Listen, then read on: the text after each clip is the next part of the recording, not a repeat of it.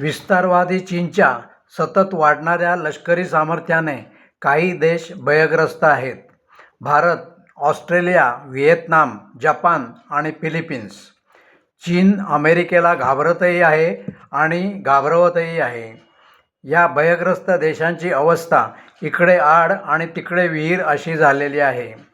लष्करी सामर्थ्य वाढवण्यासाठी बजेटमधील संरक्षणाच्या तरतुदीत भरीव वाढ करणे गरजेचे आहे, पण तसे केले तर देशाच्या अर्थव्यवस्थेवर त्याचे गंभीर परिणाम होणार.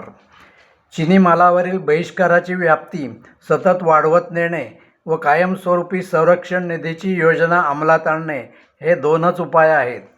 100 कोटी अर्थार्जन करणाऱ्या नागरिकांनी गांभीर्याने हे दोन उपाय अंमलात आणले तर चीनला भारतावर आक्रमण करण्यापूर्वी 100 वेळा विचार करावा लागेल आणि इतर भयग्रस्त देशातील नागरिकांनाही त्यातून प्रेरणा मिळाल्याशिवाय राहणार नाही.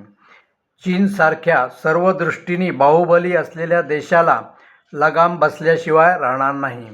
निर्णय आपल्या हाती आहे. आजच आलेल्या बातमीनुसार जपानने आपल्या संरक्षणासाठीच्या तरतुदीत 5% वाढ केली आहे. आपण भारतीय नागरिक कधी जागे होणार? जय हिंद.